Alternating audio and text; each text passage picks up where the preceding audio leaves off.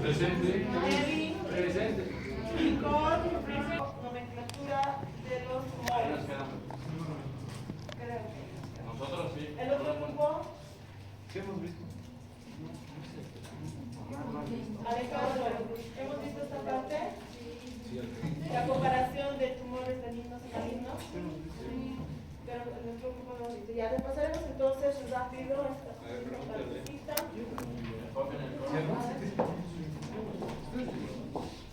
Esto está en sus libros, así que va a ser más fácil entenderlo porque ustedes como buenos estudiantes lo van a repasar.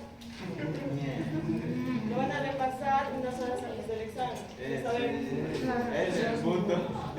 Ya lo conozco.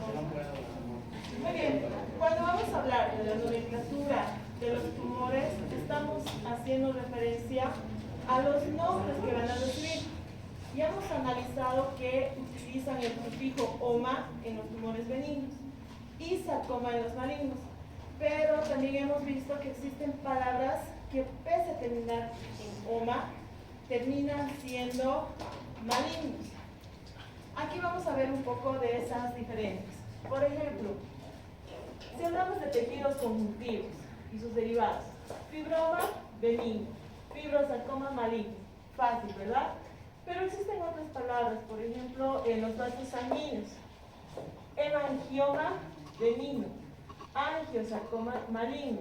Seguimos avanzando y buscando otras. Aquí, en las células hematopoyéticas, vean ustedes que no hay una benignidad, por lo tanto, son automáticamente malignos, con el denominativo de leucemias. Lo mismo con el tejido linfático, no hay benigno, automáticamente es maligno con linfomas. Ahora, aquí el músculo, si es músculo liso y es benigno, se dice leiomioma. Si es maligno, leiomiosarcoma. Estriado, rhabdomioma, rhabdomiosarcoma. Hasta ahí vamos bien.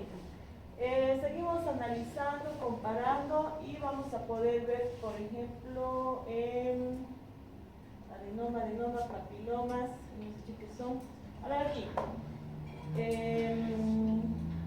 En el epitelio placentario puede darse una mola hidatídica. Vean ustedes, esta denominación no termina con oma ni con sarcoma, entonces automáticamente recibe el nombre de mola hidatídica. Pero si es maligno, se dice coriocarcinoma. Eso todavía nos puede guiar un poco más. En el epitelio testicular no hay una benignidad, por lo tanto, en su estado maligno se llama seminoma. Pero vean ustedes que termina con oma, porque no tiene sarcoma. ¿Sí? Otro epitelio testicular, carcinoma embrionario. No tiene benignidad. Esto ustedes tienen que repasarlo bien y ver. Tumores de los melanocitos. Cuando es benigno se llama nevo, que también hace referencia a la terminología de lunares. ¿Sí? Nevo, en benignidad. Pero si es maligno, se dice melanoma maligno. En las glándulas, a ver, otro. Un poco borroso. Tenemos células totipotenciales de gónadas y restos embrionarios. Cuando es benigno se dice teratoma maduro o quiste dermoide. En su estado maligno, teratoma, vean ustedes, terminan igual, pero la diferencia está en que el benigno es maduro y el maligno es inmaduro. Aquí dice teratocarcinoma también, que es aplicable cuando es maligno. Pueden ver, ¿verdad?, las diferencias entonces que se pueden encontrar en algunos. En la mayoría están bastante fáciles de identificar. Ahora, ¿cómo identificamos a nivel patológico en las biopsias si es benigno o es maligno? En este caso, mediante la estructura de la célula. Por ejemplo, aquí tenemos un leiomioma uterino. ¿Eso qué nos está diciendo? ¿De dónde es esta muestra de tejido? de útero. ¿Qué tipo de músculo tiene el útero? Liso, por eso dice leiomioma, ¿sí? Ya nos está indicando que es benigno, porque de lo contrario diría leiomiosarcoma, en este caso. Pero podemos ver a nivel celular el patrón característico. Pese a que se ha sacado de un lugar donde ha aumentado el tamaño o la cantidad de células, donde ha aparecido una masa, podemos ver que su arquitectura celular todavía está conservada. Y eso ya nos indica que es una patología benigna. En cambio, aquí vemos un tumor maligno, un adenocarcinoma. Adeno, ¿dónde nos hacía referencia? Glándulas. Y aquí podemos ver las glándulas, ¿verdad? Pero es un carcinoma. Con su apellido nos está indicando que es maligno. ¿Por qué nos damos cuenta que es maligno? Porque si fuera benigno, veríamos las glándulas casi del mismo tamaño, mucho más ordenadas, ¿verdad? En este caso, ¿qué estamos viendo? Aquí hay una glándula, aquí hay otra glándula, no tiene ni siquiera una armonía en su estructura. Aquí vemos otra, diferentes tamaños, además que está desordenado. Y si lo vemos a mayor amplitud, vamos a poder evidenciar que incluso aquí puede haber una célula grande con un núcleo grande, aquí una pequeña con un núcleo chiquito, aquí puede haber otra que está en división. Una total anarquía, un desastre, como dirían otros, un revoltijo, ¿verdad? Entonces, simplemente viendo esas características ya podríamos diferenciar, pero hay que conocer cómo se ve un tejido muscular, cómo se ve un tejido glandular, para no confundir. Repetimos, el tumor benigno no hace metástasis, en cambio los malignos sí lo hacen. Los gliomas, carcinomas celulares de la piel no suelen hacer metástasis, pero lo que los diferencia es la invasión profunda que van a realizar. Es como si echaran raíces y no respetan espacios. Van a invadir piel, tejido subcutáneo, músculos, aponeurosis, hueso, no respetan nada, ¿sí? Las leucemias y los linfomas siempre se consideran malignos porque tienen en su estructura y función la circulación, y es de esa manera que se diseminan también sus células malignas. Exactamente. Aquí tenemos un hígado repleto de metástasis. Vean ustedes cuántas células han llegado.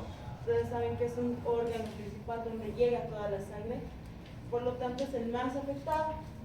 Y existen ciertos marcadores, estudios que nos pueden indicar cuando hay metástasis. Por ejemplo, esta es una metástasis ósea. Aquí podemos ver una primera fase donde tenemos un plano anterior y uno posterior, y todos estos puntitos negros que se logran ver son la metástasis. Hacemos un estudio posterior para ver cuánto avanza. Muy probable esta persona esté con medicamentos. Si queremos ver si se están reduciendo o están aumentando, en su caso han aumentado, se han diseminado, o es muy probable que ya hubieran estado ahí y no eran visibles por el tamaño, pero ya después, como han aumentado de tamaño, han tomado los radiosopos de forma más intensa, y por eso es que se marcan más al haber crecido. Aquí, ¿qué estamos viendo? Un fibroadenoma mamario. Tiene las características típicas de las glándulas mamarias. Mantienen un orden, si ampliamos sus células, aún conservan su estructura. Vean ustedes, esto sería las membranas que van a recubrir. Aquí tenemos los ganglios, tenemos el tejido, el estroma. Entonces todavía mantiene. Si no conociéramos cómo es un tejido, una glándula mamaria, por verla así un poco desordenada podríamos malinterpretar. Por eso es que debemos reconocer. Pero así a simple vista, ¿qué impresión nos causa? es un maligno, ¿verdad? Porque hemos dicho que el maligno expande proyecciones en todos los sentidos. Es como si derramaran un huevo y se estrella en todas las direcciones. Se logra apreciar sus proyecciones porque se ha puesto un tinte, porque en un tejido normal no es muy visible. Ahora, cuando es benigno hemos dicho que el tumor se puede palpar y es movible. En cambio, este es como si hubiera echado raíces en todas las direcciones, por lo tanto va a estar más fijo. Esta sería un carcinoma invasivo de mama. Imagínense que ustedes reseccionan este tumor. Vean, aquí tenemos células malignas dispersas. Por eso es difícil hacer las cirugías en los malignos, porque se pueden dejar restos que dan lugar a las recidivas a la larga. Otra cosa que se hace es ampliar el campo para tratar de cubrir todas esas proyecciones, pero cuando los tumores son bastante grandes es peligroso porque es prácticamente hacer una amputación. Lo que se hace es realizar quimioterapias, radioterapias para reducir el tumor y luego extraer, y en el mejor de los casos matarlo, ¿verdad? Entonces, si ustedes ven estas imágenes, ya podrían identificar. Ahora, aquí, ¿qué ven? Este es un carcinoma de colon con invasión del tejido adiposo. Tenemos el colon. ¿Qué recubre el colon? Por fuera. Por fuera, no por, sino internamente. Internamente está el tejido mucoso. Y por fuera es similar al peritoneo, pero está recubriendo a los intestinos. Anatomía, jóvenes, ¿qué recubren?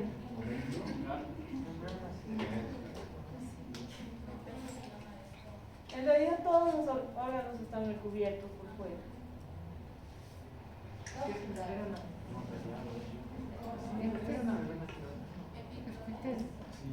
Los epiteles están en el tejido adiposo, recubriendo los intestinos, pero esa membrana que recubre el hígado, que recubre el riñón, que recubre los intestinos, no, el peritoneo está recubriendo las paredes musculares. Ya se han olvidado. Creo que vamos a retroceder a la anatomía, ¿verdad? De todas maneras, podemos ver el tejido colónico más las membranas parietales que van a estar recubriendo. Pero vean ustedes, hay un tumor que ha crecido y se ha expandido, ha atravesado todas las capas, ha atravesado tejido mucoso, tejido muscular, el tejido adiposo que suele recubrir los intestinos, y miren cómo ha ido invadiendo fuera del lugar original donde ha iniciado su crecimiento, y se ve como raíces, ¿verdad? Como proyecciones. Aquí, esto es un ganglio linfático. Lo normal es que en este caso sea así, ¿verdad? Con su cápsula, podríamos decir intacta. Pero en este caso, ¿qué es lo que ha pasado? Como las células tumorales son captadas muchas veces por los macrófagos, estos creen que están haciendo un bien al fagocitar a esta célula tumoral y la trasladan hasta el ganglio linfático, donde la van a analizar mejor para producir anticuerpos, si es que se diera el caso de que es una bacteria o un virus. Pero ¿qué es lo que va a hacer? Este tumor aprovecha ser trasladado para después destruir y salir. Se adhiere a las células y empieza a crecer. Por eso es que se da la diseminación. Y cuando buscamos metástasis en las personas, lo primero que observamos son los ganglios. Si es un cáncer de próstata, ¿dónde vamos a buscar? En la región inguinal. Si es un cáncer de estómago, ¿dónde vamos a buscar ganglios? Está bien su lógica, pero no vamos a poder palpar. ¿Cuáles podríamos palpar? ¿cuáles estarían más cerca del estómago?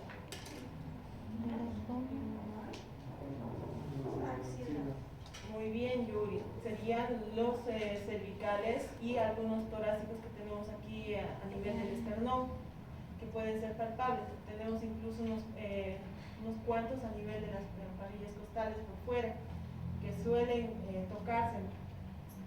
En este caso, cuando es un cáncer gástrico, existe un ganglio que crece y que es indicativo de que hay un tumor y se va a dar aquí. Ustedes toquen el hueso de la clavícula, introduzcan su dedo por encima, hay un hueco antes de entrar al músculo, ¿verdad? En ese huequito aparece un ganglio que suele ser palpable cuando hay un cáncer gástrico. Es la C1 sobre la C4, ¿no? La C4, la plexografía. Sí, tiene que ver con el plexo braquial. Es interno, pero es el más indicativo cuando hay un cáncer gástrico. Entonces, buscamos los ganglios aumentados de tamaño en las metástasis. Cuando es un cáncer de mama, ¿dónde vamos a buscar? Axilar, ¿verdad? Ahora, pasa que esta célula empieza a crecer y destruye, y atraviesa todas las membranas invadiendo a otras.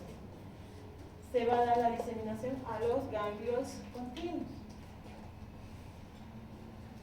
Este es un adenoma. Por lo tanto, es un tumor benigno. ¿En qué tejido? La muestra es de tiroides. Vean, se ven de diferentes tamaños, no porque haya un tumor maligno, sino porque en tiroides tienen diferentes tamaños las glándulas. Y como ustedes ya conocen que es su arquitectura normal, entonces clasifican dentro de la categoría de benignos. Si ustedes supieran que las glándulas todas son del mismo tamaño, o al menos aparentemente tienen esa estructura, y ven este desorden, ahí cambiaría, ¿verdad? El diagnóstico. Pero esto sigue siendo benigno. Aquí tenemos un carcinoma, donde epidermoide, que está bien diferenciado de la piel. Vamos a poder ver células tumorales que parecen células normales en algunos casos, pero si ampliamos la imagen van a existir nidos de queratina que no son comunes en este tejido. Por lo tanto, hay formación de tejido no correspondiente, lo que también nos indica una malignidad en un tumor. Ampliamos y podemos llegar a ver además una mayor irrigación, vasos sanguíneos, que es característico de los tumores malignos. Podemos ver células atípicas en diferentes estadios. Ya con esas características entra la clasificación de malignos. Un tumor anaplásico. En este caso van a ser neoplasias malignas compuestas por células poco diferenciadas. Aquí podemos ver el tumor anaplásico, pero van a ver que existe aquí una célula que tiene forma de Y. Cuando las células están en división, ¿qué es lo que va a pasar? Forman telómeros, ¿verdad? En ambos polos. ¿Por qué? Luego se va a dar una división para formar ambas células hijas. En este caso, este tumor es tan maligno que no tiene ese control, ese programa en el que debe dividir dos células hijas. ¿Y qué está haciendo? Está formando 3 telómeros. Y es como si quisiera dividirse de una sola en 3 células hijas, cosa que no es normal.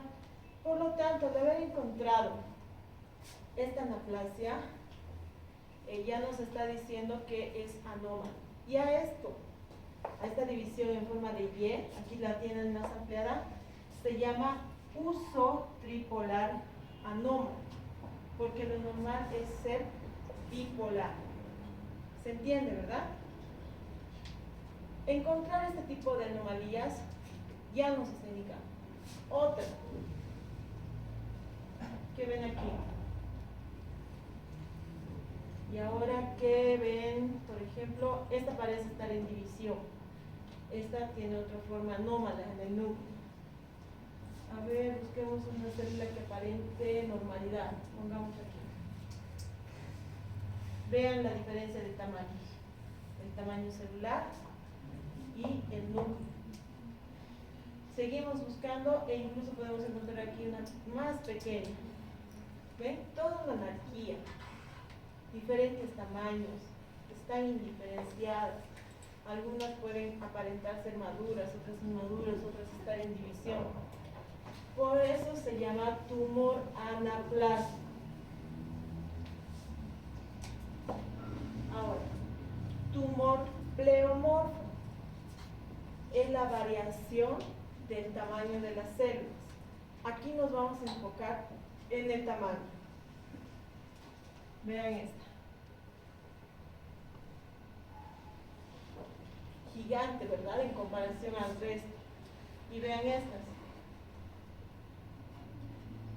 Se supone que son células pequeñas en su mayoría. Encontrar estas células tan gigantes, vean aquí. ¿Cuántos núcleos tiene esta? Vean esta. Pleomorfo. Nos estamos enfocando en el tamaño, pero el hecho de encontrar estas anormalidades multinucleadas ya nos está indicando también malignidad. ¿Sí? Anaplasia y pleomorfo, no se olviden esas palabras. Metaplasia y displasia. ¿Qué hemos dicho que es metaplasia? En otras palabras, ¿cómo habíamos dicho que era? Cambio de una célula madura con otra célula madura. Estamos hablando de células maduras. Displasia va a ser el crecimiento desordenado. Aquí podemos ver un carcinoma in situ. Eso nos está diciendo que el carcinoma está localizado. Perdón. Pero en la patología, perdón, ¿qué nos está mostrando? Que hay un crecimiento desordenado. Porque si es piel, ¿cómo debería verse? Hasta aquí lo vemos bien. Las células tienen núcleo. Pero ¿qué es lo que pasa en piel a medida que van saliendo a la superficie? Perdón. Exactamente, va perdiendo el núcleo. Por lo tanto, aquí ya deberían empezar a desaparecer hasta quedar células anucleadas más transparentes. Pero vean el pigmento. ¿Eso qué quiere decir? Que las células siguen creciendo con su núcleo en la superficie. Y eso no es normal. Por lo tanto, esta es una displasia. Aquí, ¿qué es lo que vemos?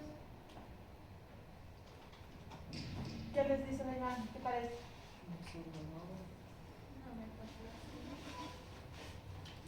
Aquí vemos un desorden general, ¿verdad? Aquí todavía mantienen un orden, se ven como unas pilas, pero aquí es displasia. Está totalmente desordenado, por lo tanto, nos está mostrando una ausencia de la diferenciación, no se reconoce. Hay un pleomorfismo nuclear, vean, algunas son más grandes que otras, núcleos gigantes, núcleos pequeños. También podemos ver las células en general que están agrandadas algunas.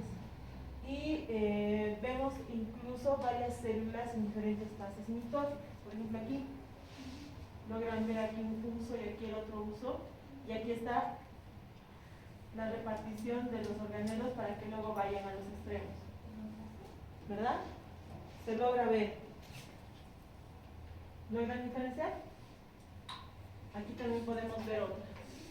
Los polos, la célula, y antes de la repartición vienen al centro para luego repartir, ¿verdad?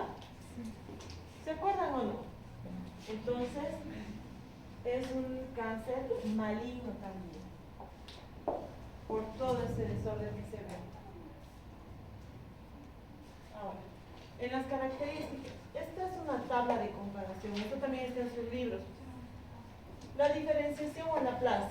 En el benigno están bien diferenciadas, mantienen su arquitectura celular. En cambio, en maligno hay falta de diferenciación, no se sabe si son células maduras, inmaduras, si es el mismo tejido del que se está originando, son estructuras atípicas. La velocidad de crecimiento. El benigno suele ser progresivo, pero lento. Incluso puede llegar a detenerse en una etapa y en ocasiones reducen su tamaño, involucionan.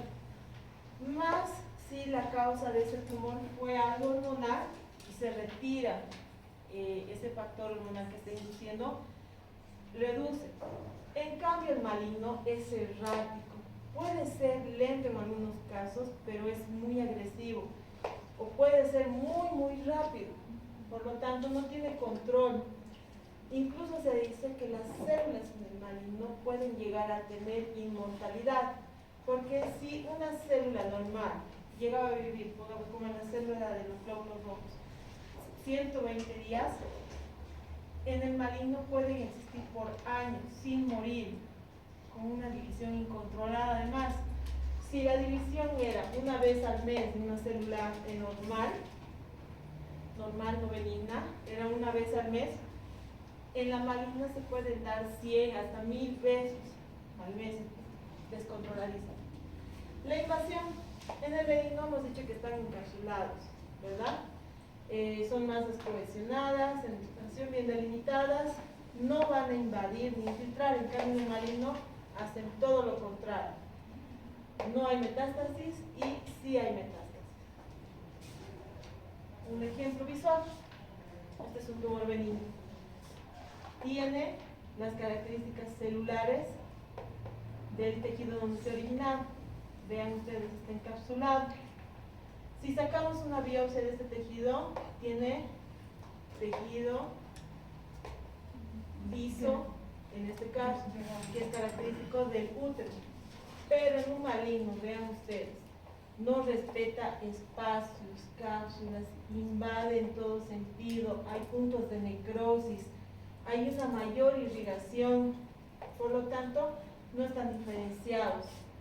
Al ser de mioma, al ser de tejido uterino, debería tener estas características, pero vean ustedes, no va a corresponder. Es ahí donde se diferencia. Ahora, el daño genético no letal es un elemento esencial de la carcinogénica. Nos está hablando que son en realidad mutaciones que se van a dar por exposiciones ambientales. Los factores ambientales, los químicos, las contaminaciones pueden inducir un tumor.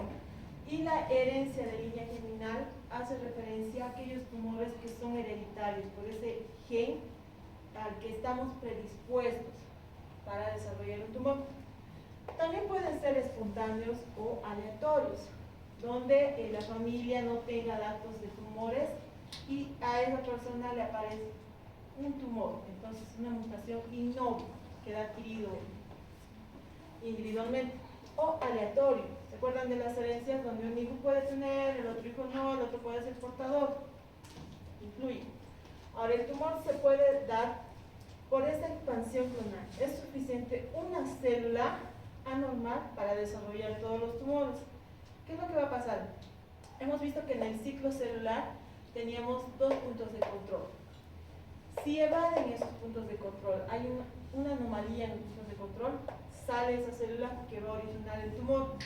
Pero como les dije también, en la mayoría de los casos, todo el tiempo se dan estas células anormales que retroceden para ser reparadas y si no se puede reparar, sufren una apoptosis. Tenemos objetivos principales en las mutaciones. Por ejemplo, los protooncogenes van a estimular el crecimiento, pero también hay genes supresores de tumores que son específicos para detectar aquellas células tumorales e inhibirlas o eliminarlas, por si es que han salido de este ciclo. Los genes que regulan la muerte celular programada son aquellas que van a modificar, van a programar aquella célula por cuánto tiempo tiene que vivir y luego sufrir una muerte. Y los genes que van a reparar el ADN que se daban en el ciclo celular. La carcinogenia va a deberse a la acumulación de estas mutaciones complementarias. Va a haber un crecimiento excesivo, una capacidad de invasión local, metástasis, alteraciones genómicas que en esas células mutadas van a seguir heredándose entre ellas. Y esas mutaciones van a contribuir al fenotipo maligno. Por lo tanto, al tener esa mutación en ese fenotipo va a hacer que el tumor adquiera las características típicas, que se expanda, que tenga una forma rugosa, leñosa, petrosa, como habíamos hablado, ¿sí? Y esa es la mutación iniciadora para el tumor. Ahora, existe una mutación con pérdida de las funciones de los genes que mantienen esa integridad genómica, donde no va a haber quien las controle. Por lo tanto, van a llevar a la malignidad, a que los tumores sean mucho más agresivos. Y se dan en la metilación aberrante del ADN de las células cancerosas, que de alguna manera van a silenciar a los supresores de los tumores. Van a existir 8 cambios fundamentales en la fisiología celular. 1. La autosuficiencia en las señales del crecimiento. Hemos dicho que las células se controlan a sí mismas para repararse y crecer. Tenemos la insensibilidad de las señales inhibidoras del crecimiento. Cuando no hay esa señal de crecimiento, la célula va a seguir dividiéndose, porque no hay quien le diga stop, hasta aquí tienes que terminar. Ya no es necesario que sigas dividiéndote. Una alteración del metabolismo celular. Se altera en general todo porque esas células van a ser más demandantes.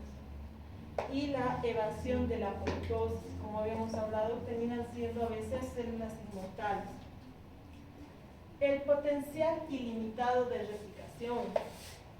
Si en un día hacían una división, en un día harán 10, 20, 30, 100 divisiones. La angiogenia sostenida. Al ser tumores malignos, requieren más nutrientes, por lo tanto aumentan el metabolismo e inducen a la angiogenia. La capacidad de invadir y metastatizar y la capacidad de evadir la respuesta inmunitaria del anfitrión. Se camuflan y no pueden ser eliminados. Ahora, angiogenia. Los tumores malignos inducen a la angiogenia para cumplir con sus requerimientos. Para poder dividirse requieren nutrientes, requieren elementos para ese proceso. Por lo tanto, van a inducir a que los vasos sanguíneos formen más. La diferencia con la neoangiogenia, ¿cuál es?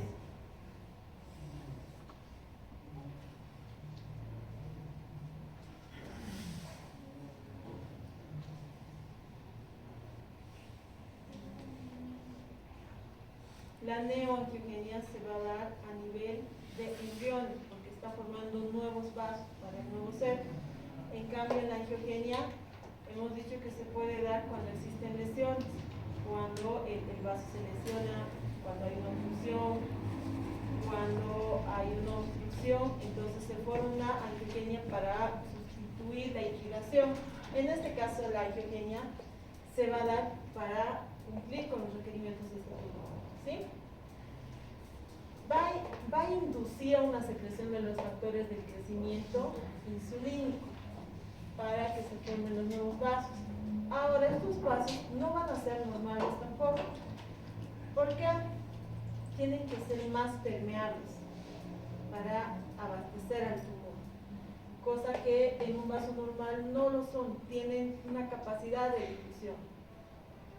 En su anormalidad son más permeables, son más dilatados y van a contribuir a la metástasis, porque a través de ellos se van a diseminar las otras células cancerígenas.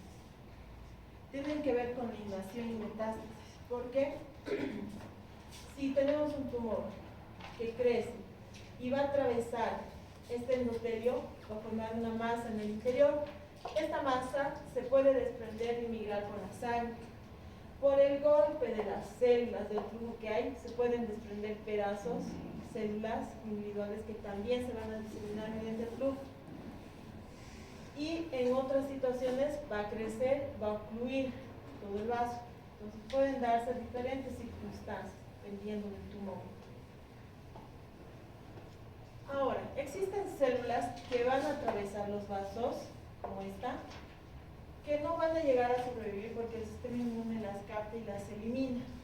Además, no están aptas para la circulación, no tienen la resistencia que tienen las células de la sangre, así que se destruyen.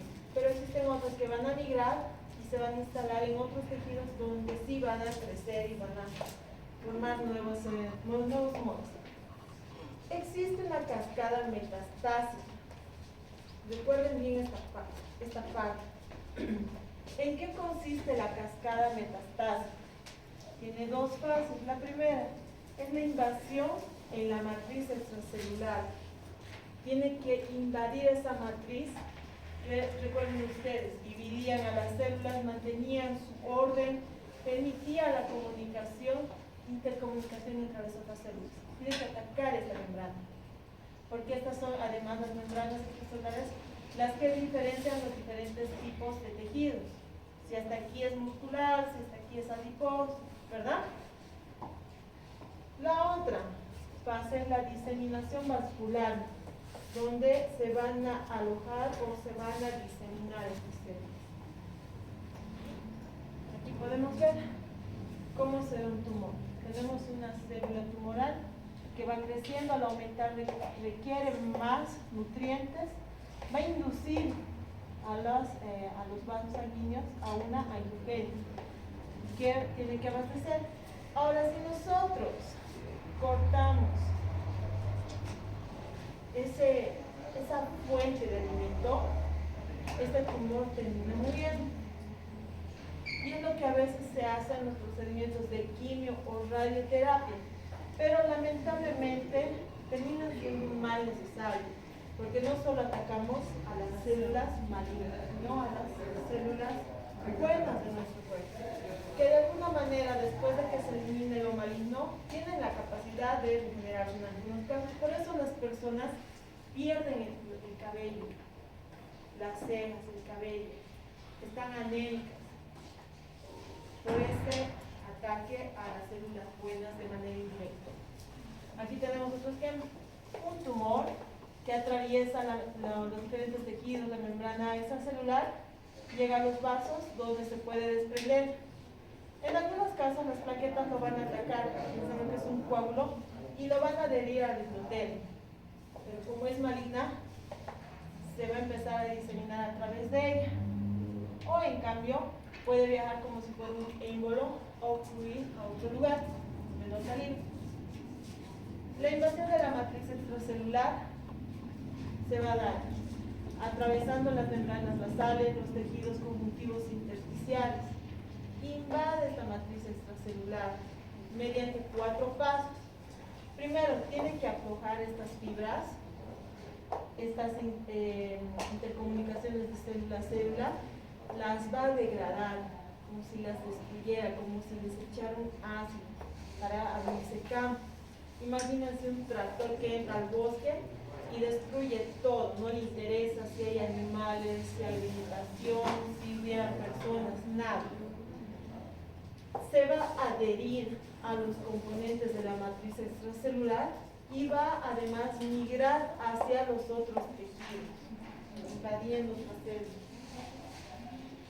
Vean, la degrada, y en esta fase van a intervenir familias de proteasas, metaloproteasas matriciales, catexinas, activador del plasminógeno, urosinasa. Son secreciones para poder destruir estos tejidos, degradar los colágenos, las fibras, propios glucanos. O sea, es una destrucción total. También van a hacer que a través de la colagenasa tipo 4 se puedan expresar más los tumores malignos. Cambios en la adherencia de las células tumorales. Va a haber una pérdida de adhesión de las células normales, pierden esa comunicación y las va a inducir a la apoptosis para poder tener más espacio donde crecer. Esta matriz se va a modificar y con eso le permite invadir y realizar metástasis. La locomoción de la célula tumoral va a ser el paso final, porque le va a dar la capacidad de poder desplazarse entre los tejidos como las amebas. Va a buscar espacios por los cuales invadir. Además, como produce las proteínas que degradan, se está abriendo campo, pero va a desplazarse, ¿sí? Impulsa a estas células tumorales a que se muevan entre las membranas basales. La matriz extracelular y las células del estroma van a promover o impedir este desplazamiento. Por eso es que los benignos, como no son agresivos, logran detener y encapsular, pero en el maligno no respetan y las terminan destruyendo. Las células estromales que interaccionan con los tumores van a tener además una reacción inmunitaria donde van a tratar de llamar aquellas células que nos protegen para intentar destruirlas. La diseminación, y hemos visto que se puede dar por la circulación, desprendimiento de células tumorales. Va a favorecer las adhesiones hormotópicas de células tumorales con las células que no son tumorales, por lo tanto el tumor se va a adherir mejor, en pocas palabras. La adhesión plaquetaria facilita la supervivencia y la adhesión del tumor hacia las paredes. Se pueden formar émbolos, que hemos dicho, y los lugares más raros de metástasis en los humanos son el músculo esquelético y el vaso. Por alguna razón, estos dos órganos no tienen tanta diseminación, son rarísimos. El resto del cuerpo sí puede ser diseminado. Los agentes cancerígenos pueden ser varias las causas, pueden ser agentes químicos. Estos químicos pueden estar en la contaminación ambiental, en algunos químicos de fabricación para diferentes elementos, para cauchos, para detergentes, que en alta cantidad sí terminan convirtiéndose en cancerígenos. Una que es bastante común han sido los plaguicidas, los venenos que se utilizan para fumigar sembradíos, que al adherirse y ser absorbidos a través de la piel en el humano terminan formando tumores. También, no. Ahora, los carcinógenos pueden ser de acción directa o indirecta. Se dicen directa cuando no requieren conversión metabólica y una vez que ingresan al cuerpo, atacan. Lo bueno es que la mayoría son débiles y se ha logrado ver que modificándolos en su estructura pueden ir a atacar aquellos tumores. Por lo tanto, se han llegado a emplear como fármacos quimioterapéuticos porque van a atacar al tumor. En cambio, los carcinógenos de acción indirecta no son agresivos en una primera fase, requieren ser absorbidos por el cuerpo e ir a metabolizarse. ¿Cuál es el órgano que metaboliza generalmente los componentes cuando consumimos, por ejemplo, fármacos? El hígado. Entonces, aprovechan ese cambio donde recién se activan y terminan produciendo daño. Pero existen otros que no siempre se van a dar en el hígado, sino que se pueden dar en otros órganos, como el pulmón, donde ingresan directamente y a nivel de pulmón se modifican y pueden terminar formando tumores. Entre ellos tenemos a los hidrocarburos y al hollín, que pueden derivar tanto de la contaminación ambiental por automóviles o fábricas como del tabaco. Existen diferentes causas para producir un tumor. Puede haber una carcinogenia química, como la que hemos visto, una carcinogenia por radiación. ¿Qué radiaciones conocen? Ya, los UV. ¿Otros? Los gamma. ¿De dónde vienen los gamma?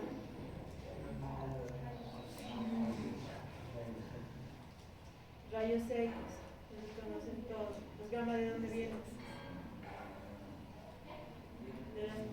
nucleares, ¿verdad? Entonces pueden ser causa de cáncer. Por eso se llaman ionizantes, rayos ultravioletas. Pero puede haber también una carcinogenia microbiana. ¿Qué microbios pueden producir cáncer? ¿Recuerdan alguno? Sí, sí. Helicobacter pylori. Aquí está, ¿verdad? Así está. El Helicobacter pylori. En este caso, esa bacteria no va a inducir al cáncer directamente, pero altera de tal forma el epitelio donde se va a instalar que debido a esa alteración pueden mutar las células y producir un cáncer. Virus. ¿Qué virus oncógenos conocen? Muy bien, el papiloma humano que termina produciendo el cáncer del útero. También tenemos el virus de la leucemia humana de los linfocitos T. Es rara, seguramente están escuchando algunos por primera vez, tal vez algunos han escuchado y no le han dado mucha importancia. Esta leucemia humana de linfocitos T tiene la característica de transmitirse como el VIH, por forma sexual o por fluidos, ¿sí?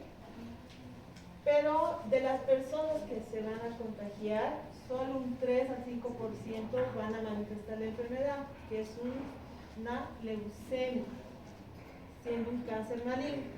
El resto de las personas no lo va a desarrollar. Por eso es que no ha sido muy estudiada y no causa tanta alarma como el VIH.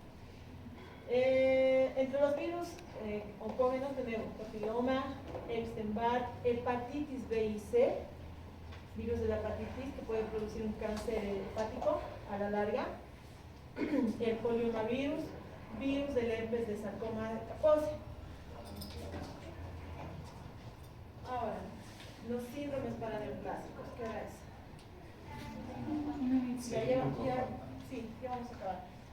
Los síndromes paraneoplásicos son aquellos que se van a manifestar debido a un tumor. ¿Cuándo decimos síndrome? Cuando hay una asociación de signos y síntomas. Tienen que estar ambos.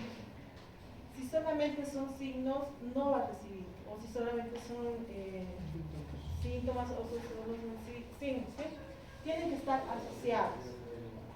Por ejemplo, el síndrome de Cushing va más asociado a anomalías de las glándulas suprarrenales. Pero en este caso, ¿qué la pueden provocar? Un carcinoma microcítico del pulmón, que no tiene nada que ver, ¿verdad? Pero la pueden provocar. Un carcinoma de páncreas, unos tumores neurales. ¿Qué se va a alterar? La hormona adrenocórtica humana. Otro, podríamos ver la hipercalcemia, que podríamos asociarla a un trastorno de absorción o de déficit de vitamina D, pero se va a manifestar este síndrome cuando hay neoplasias de carcinomas epidermoides de pulmón, carcinoma de mama, carcinoma de células renales o leucemias del linfoma de linfocitos T del adulto. Vean ustedes cómo diferentes tumores pueden inducir. La facilidad o la ventaja de estos síndromes es que nos pueden indicar dónde podría estar el trastorno, si nosotros conocemos, ¿sí? Y no solamente encerrarnos en su primera causa. Esto también está en su libro, estudienlo. La caquexia. ¿Qué es la caquexia? ¿Cuándo decimos que una persona está caquéxica? Cuando está desnutrida, bajado mucho de peso, ¿verdad? La caquexia es una manifestación típica en las personas que tienen tumores y más en las que son de origen maligno. Va a haber una pérdida progresiva de masa corporal con grasa corporal. ¿Qué es la masa corporal? Los músculos. Entonces, vean, estas personas pierden el músculo, pierden la grasa. Y eso es debido a que el tumor, al ser tan demandante y cuando la persona está enferma, no se alimenta bien, ¿qué hace? El cuerpo se come a sí mismo, utiliza todas sus reservas. En las personas caquéxicas vamos a ver debilidad profunda, anorexia, anemia, Aumento del metabolismo basal, signos de inflamación generalizada, pueden haber edemas. Va a estar elevada la catequina. Van a existir factores tumorales que han sido liberados por los mismos tumores y un factor inductor de proteólisis. Esa persona es como si estuviera en huelga de hambre. El cuerpo se va a empezar a comer a sí mismo. Esta imagen se ha movido, pero tiene que ver con los síndromes que también están subidos. Y para terminar, los laboratorios. Vamos a tener los métodos morfológicos donde analizamos el estado general de la persona.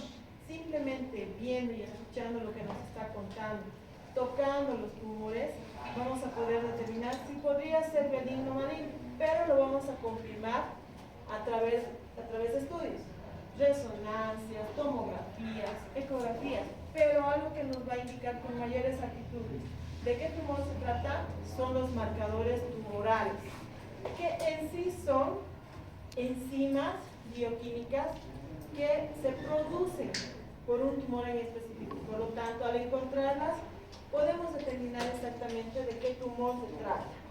Se pueden detectar en sangre, ¿sí? ¿Cuáles son esos tumores? Por ejemplo, pueden ser hormonas, como la calcitonina, hormonas ectópicas, que nos van a indicar específicamente de qué tumor se trata. Pueden ser antígenos oncofetales, que nos van a indicar su origen. Isoenzimas, proteínas específicas, mucinas, glucoproteínas y marcadores acelulares del ADN. Ustedes han debido ver en sus lecturas marcadores tumorales como este, el CA125. Y se han debido preguntar, ¿qué será? Es un marcador que se va a producir por las glucoproteínas que liberan diferentes cánceres. En este caso, el CA125 es específico de VAC. El CA19-9 es específico de colon y de páncreas. Al encontrar estos marcadores, ya podemos delimitar el lugar de origen del tumor.